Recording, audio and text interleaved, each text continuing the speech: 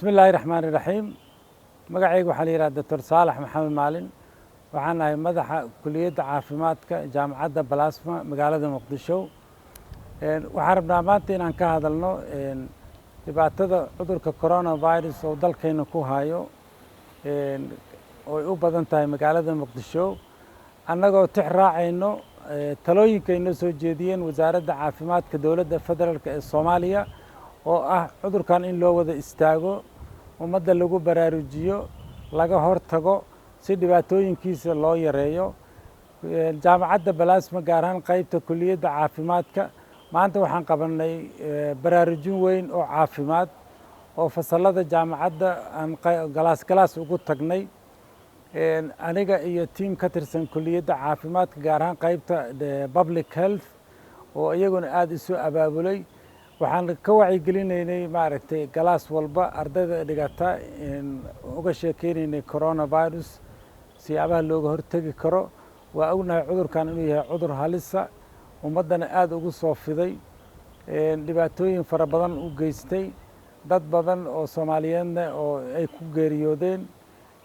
iyo dad badan oo soomaaliyeed oo beeshaas ummadda soomaaliyeed magac weyn iyo maamuus ku lahaa dhammaantoodna waxaan usoo jeedinaynaa ilaahay inuu u naxariisto cudurkan si ba-anuu noogu jiraa waad arkaysaan isbitaaladii iyo magaaladii deegaanadii oo dhan inay maaragtay bukaanada ay ku bateen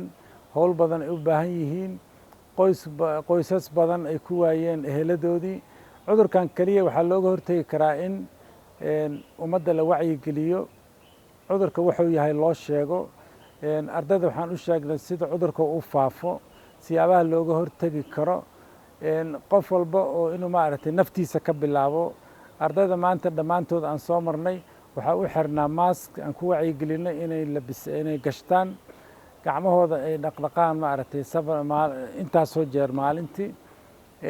goobaha markay marayaan baabuurta markay raacayaan gaar ahaan kuwa BL-ka dadku aada ugu badan yihiin maaskooda inay xirtaan goobaha waxbarashada goobaha kale dadka isugu yimaadiin baararka waxyaabahaasoo dhan goobaha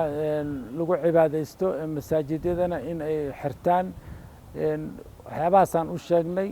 waxaan u sheegnay cudurkan inuusan lahayn maaragtay daawo qofka ka baabi'inayso laakiin uu yahay daawo dhibaatada haysato ka yaraynayso sidaa arkaysaan adduunyada tallaalo badanaa lasoo saaray tallaaladaasoo aan rajaynayna in maaragtay goordhow ayna soo gaaraan tallaaladuna ma aha in maaragtay ummadoo dhan la tallaali doono laakiin dadka da'da ah dadka cudurrada qaba ama dadka la aaminsan yahay inay u ilnugul yihiin cudurka coronavirus mar kale howl weyn ayaa jaamacadda balasma qaybta caafimaadka maanta aan qabanay arday intaas la eg ayaan baraarujinay haddana barnaamijkan waxaan ugu tala galnay ardayda waalidiintooda iyo shacabka soomaaliyeed qofkii u helaysa fursad inay naga dhegaystaan talooyinkaana naga qaataan coronavirus waxaa looga hortegi karaa qof walba isaga inuu is-ilaaliyo naftiisa ka ilaaliyo galaaska ardayda inta la dhiganaysa ay ka ilaaliyaan oo qoyskiisa inuu ka ilaaliyo siyaabaha keliya lagu joojin karo waa arrinkaas cudurka sida u faafo haddii la joojiyo guul weyn ayaa laga gaari karaa marka waxaan rajaynayaa bulshada soomaaliyeed inay ka faa'iido waana mahadsantiin